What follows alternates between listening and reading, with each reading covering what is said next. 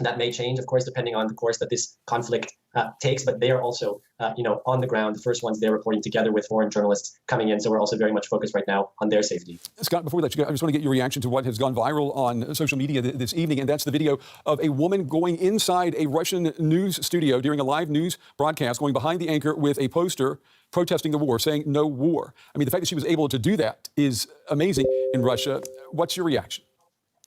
It's astonishing that she was able to do that. But I think what I was just reading also, that the newspaper Novaya Gazeta, which is one of the very, very last independent media working in Russia, reported on this incident but had to black out what the protester was saying, because they're not able to use the necessary words to actually cover this incident. Right. They're not able to say war or invasion. And I don't know if people understand the level of censorship that is happening in Russia at the moment. Not only, obviously, are protests being violently suppressed, but nearly all independent media have been forced out of the country, closed. Hundreds of journalists have left the country over the past few weeks. And again, the authorities are using sort of Orwellian language to describe this operation and bring the hammer down on any journalist or media who dare to report what is actually happening in Ukraine as a war or an invasion. And we fear that this censorship, which is unprecedented in Russia since the fall of the Soviet Union, is only going to increase. Things look very serious and very negative in Russia at the moment. And we can assume with a high degree of certainty that the woman, the protester who held up that sign in the Russian news broadcast, she's going to prison, isn't she? It's obviously very likely, very possible. We've seen, as I'm sure you have as well, shocking videos of people on the street, even one I've seen, holding a sign that said nothing, a blank sign, and, immediately being taken away by security forces. We understand that these protesters face a sort of different fates. Some are released immediately with warnings. Others may be held for longer periods of time. But the strategy of the authorities is fairly clear here. It's to shut down immediately any type of critical gestures in public with violent force to prevent this from turning into a wider movement, which is also the explanation for this violent crackdown, so that people inside Russia don't see the images of what is actually happening in Ukraine. Okay. The Kremlin obviously fears the public reaction from this. Scott Griffin, Deputy Director of the International Press Institute. Scott, we appreciate your time and your insights tonight. Thank you. Thank you. Well, the Ukrainian government says 20,000 foreigners have signed up to help fight Russian troops. President Zelensky has created an international legion for volunteers from overseas. Now, some countries are urging their national citizens not to join the conflict or even threatening them with legal action. This is Anatoly from Finland. It's not his real name. We meet him at the Polish train station Przemysl. Packed with equipment and protective gear, Anatoly is waiting to board the train to Ukraine to join the fight. For me, it was the right thing to do as a human being. Like part of the solidarity movement, I strongly feel that I can contribute by going. He was studying art and design when he decided to answer Ukraine's call for foreign fighters. With 5 years' experience as an instructor in the Finnish Defense Force, he's eager to share his knowledge with Ukrainians who lack combat experience. They do have the manpower. What they need, in my opinion, instructors, team leaders, to get people through the pipeline, the training pipeline, and especially with the Western weapon systems, how to use them effectively. Over the past couple of days, we have witnessed a number of foreign fighters boarding trains for Ukraine. Ukraine claims that about 20,000 have already joined the fight, but that number is hard to verify. Those who want to get into Ukraine queue here at passport control. We meet Nicolas. The financial consultant from France doesn't want us to show his face. He says he couldn't stand seeing Russia bombing civilians and Europe's hesitant response. I saw children dying on TV and I say, we are doing nothing, so I have to go. Do you have any experience in fighting? No, I don't have any combat experience at all. I have a pilot's license. That might be helpful over here. If not, we will have 2 weeks of training and then we will fight alongside the Ukrainians. His neighbor in the queue is Dennis from Kiev. The businessman is just back from Spain, where he took his 4 children to safety. Now he's returning to his hometown and is ready to fight. I'm happy that foreigners are coming to help us. It puts a smile on our faces. And it makes us stronger in our fight against the aggressors. Thanks for joining us. We'll see you tomorrow, everybody.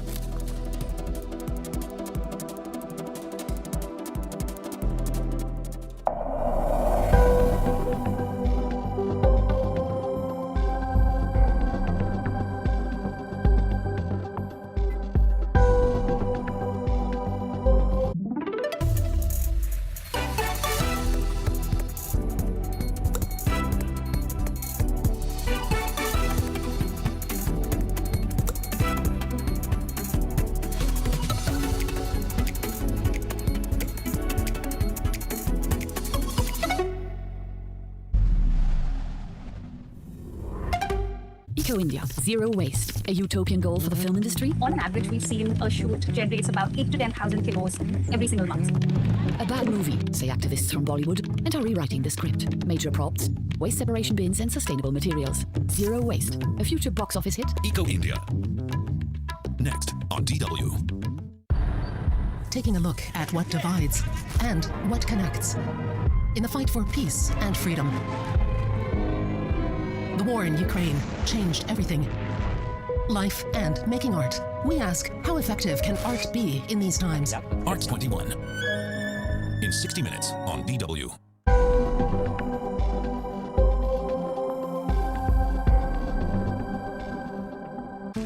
A man with the memories of a woman. Ali from Syria is born in a female body. Forced into marriage, raped. His escape will be the journey of his life. Far from home, Ali can finally become the person he's always wanted to be. I want this very badly. I will not regret it and will go through with it. I Was Born in Berlin. Starts March 30th on DW.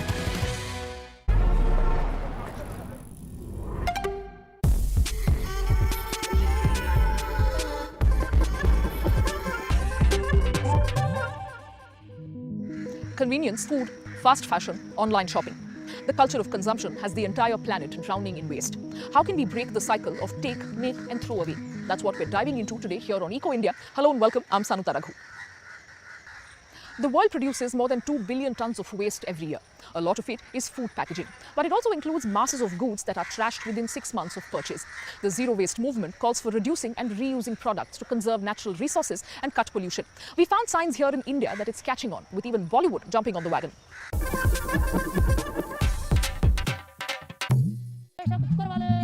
Muhammad Ishaq is the local jack of all trades around these neighborhoods of South Delhi.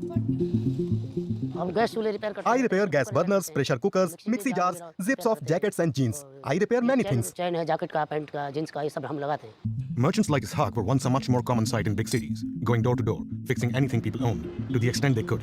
And when those items broke, they fixed them again. But things have been changing in India, as the practices of Western convenience culture have taken root. One indicator of this is the amount of waste the country now produces. It is estimated that India generates over 150,000 tons of solid waste every day, which is not as much as some Western countries, but this is likely to go up to more than double by 2025. The volumes continue to go rise because year on year we're adding on new kinds of waste. I think the waste composition also is shifting. There are new materials coming into waste stream. Then you also added with more of batteries, more of CFLites, and we don't have a separate management system. So there has been a lot of emphasis and a lot of focus on trying to enforce or implement or encourage people on source segregation.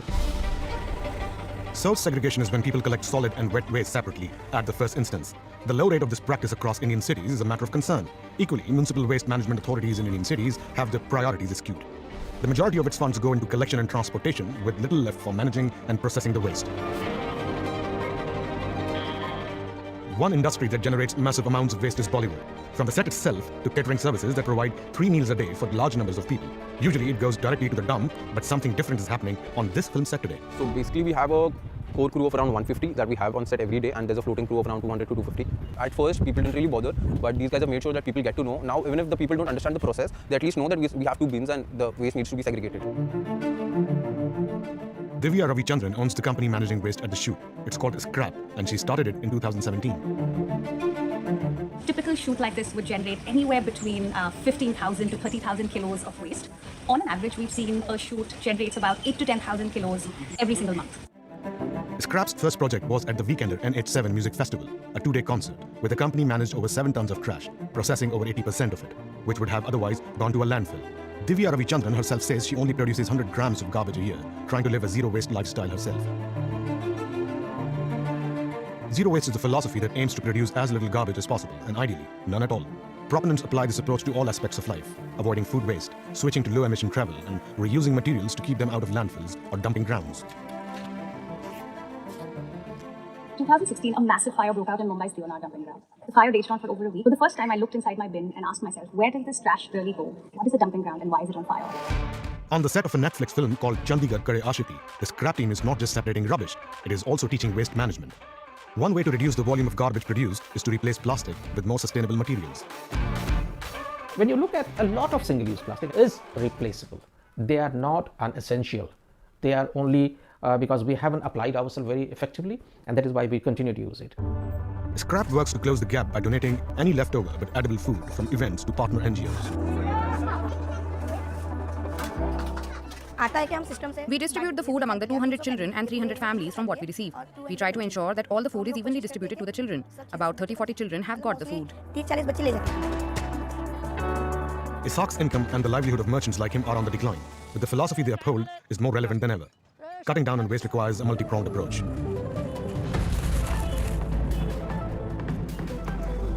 Rediscovering ways in which things can be repurposed, like in the old days, will play an integral role as we attempt to dig ourselves out of the mess we have created. Now, separating household waste is common practice in Germany, which is widely lauded as a world recycling champion. But a surprisingly large share of the country's plastic packaging has ended up on the other side of the globe. Our reporter shed some light on a dark side of the global trade in garbage. These containers sitting at a port in Manila almost triggered a war. They were full of garbage, including used adult diapers, and the Philippines refused to let them into the country. President Rodrigo Duterte just told Trudeau that he has 1 week or it's war. After rotting in the sun for nearly 6 years, Canada finally took its waste back and burnt it. It made headlines everywhere and revealed the dark underbelly of the global plastic waste network. It's rife with corruption, run by private traders and fly-by-night establishments, and Interpol found that it could be worse. We often find the same names linked to other crimes. Money laundering, tax evasion, fraud. It's all the same criminals. And the currency driving it all is plastic scrap. I want to find out more about what's going on, but everybody I'm speaking to seems to be answering in code. So how does the global plastic waste trade even work? And how can we get out of this mess? Enter China. By the 90s, China was becoming the world's manufacturer. Every day, shipping containers carrying all sorts of products would journey to the US and Europe. But when they returned empty, they became a serious financial opportunity. The West consumed, collected its waste, and shipped it out of sight to China. China recycled what it could and sent back new products for more consumption. And this cycle was on repeat. And it was dirt cheap. For example, one US trader told me that even in 2010, while it cost around $85 to dispose of a ton of waste domestically, it cost only $35 to ship a ton of it to China. Could there be a sweeter deal, really? When low-grade or contaminated plastic was sent to China, either cheap labor was needed to sort it, or it had to be dumped and burnt. Within a few years, several Chinese towns near landfills and incineration sites started complaining of polluted air and water. Cancer rates rose. So by 2018, China had had enough. It effectively banned all plastic waste imports, and the world had lost its #1 recycler. But China was prepared. Their recycling industry was established, and the country was now producing enough waste domestically to supply its own raw materials for recycling. So post-ban, the rest of the world was scrambling. Some waste was burnt within the countries, but shipments of garbage still needed to find new destinations. And they found them soon enough, in countries close to China like Malaysia, Indonesia, Thailand, Philippines, etc. Heng Chun is a campaigner with Greenpeace in Malaysia, the country that became the leading importer at the time. India is the 4th biggest importer. So Greenpeace, along with citizens, are now demanding that the West stop using them as the waste dumps of the world. Especially the richer country that produce lots of waste and then they put it to the global south. And then they're shipping the problem to global south. But here's where it all got really murky. You can't just recycle any plastic. They come in grades that you can tell by looking at the bottom of the container. And each grade needs to be recycled on its own in a specific recycling plant. It only makes sense to recycle high-grade plastic like a shampoo bottle or a detergent container because what comes out on the other side still has value. But things like styrofoam that food comes in can never be recycled, which means they'll only ever be used once. This is, let's say a container full of plastic. Johanni Grossman looks into corruption in environmental-related businesses around the world. The government is going to pay, I don't know what, $5,000, I'm just making the figure up, to recycle it. And then the company says, okay, we're not actually going to recycle it. So we're going to keep $1,000, and then we're going to spend $500 to send a container, and we're going to pay somebody $1,000 in Indonesia to make it disappear. And then we still have $2,500 profit, something like that. And companies in Asian countries are willing to take the plastic in. Local waste collection is much less developed here, and so clean plastic can be used to feed the upcoming recycling industries. But here's where laws can be broken. The Basel Convention is an international treaty that stipulates which plastics can and can't be traded. It says, for example, that contaminated or low-grade plastics need special permission from the receiving country's governments before they can be shipped. But independent investigators found that plastic traders have discovered ways to bypass this. First, waste shipments can be mislabeled and pass through customs checks in the West. And then companies in developing countries who offer to take in low-grade or unsorted plastic find ways to smuggle it past the local authorities. Even if checks take place, they can be evaded. And so the most obvious way in which corruption comes into play is to bribe officials to allow you to import that waste. Once allowed into the country, traders need to find a way to make money from the bad plastic. Investigators found unsuitable disposal, including into rivers, landfills, and plantations, along with cheap labor, to be the main modus operandi. So basically the same things that happen in China. But there's even more criminal energy in this. Criminals are relying on money laundering techniques, and this typically would take the form of a legal waste company that would engage in both legal and illegal trades and then mix the payments across these two business lines. Ailsa Hart's foundation has investigated the role of money laundering and tax fraud across the waste trade industry.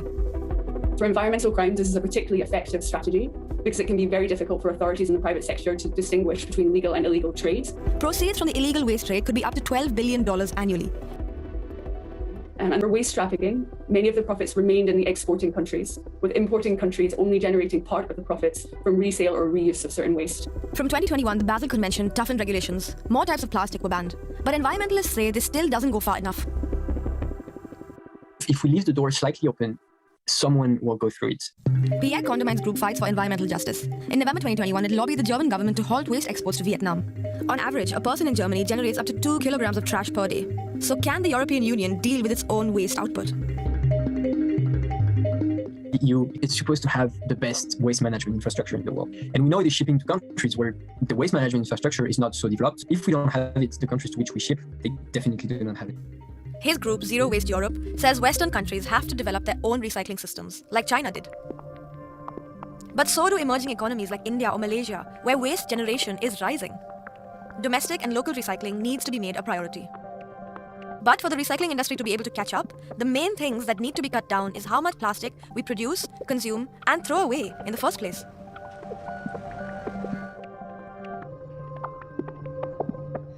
Well, in the West too, plastic ends up in landfills that are feeding grounds for birds. Scientists tracking seagulls in Spain have found evidence that the particles don't just pose a threat to the animals, but to the environment and people too. Waterproof clothing is a must here. Andy Green and Victor Martin are biologists. They're looking for seagulls in a lagoon called Fuente de Piedra. It's located between Malaga and Seville in Spain. I've grown fond of them in the meantime. As the years go by, you learn to appreciate these animals. Society gives them a bad rap, but their intelligence surprises us again and again. Most of the birds overwintering here are lesser black-backed gulls.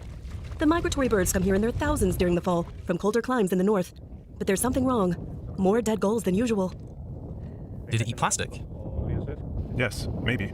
We're finding bits of plastic all over the place. This, for example, is a bottle label. And here's a chicken bone. Pieces of glass, part of a bottle.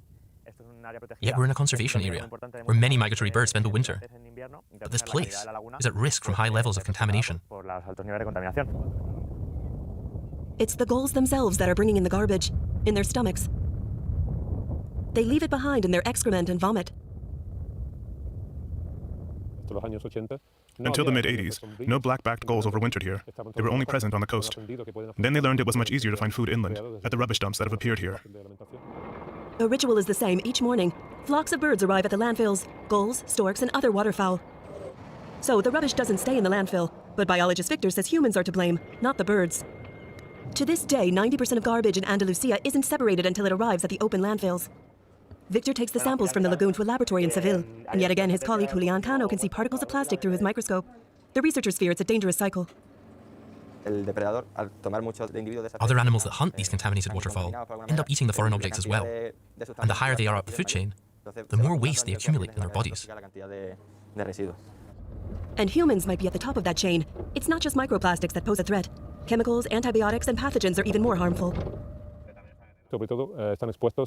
Multi-resistant bacteria are the biggest problem. The gulls bring the antibiotics and germs into the wetlands, where they're transferred to other species of birds, ducks that fly into cities and parks.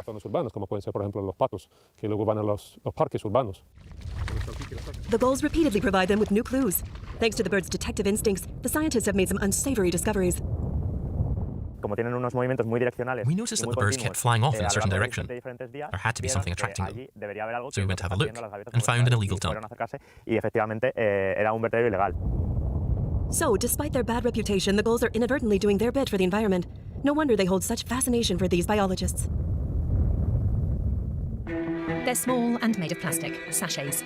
These little packets might be handy, but they quickly land in the garbage bin, and they don't rot. In our web special, we chart the journey of such a sachet from the origins of the raw materials it's made from to its end on the rubbish heap. We find out why the number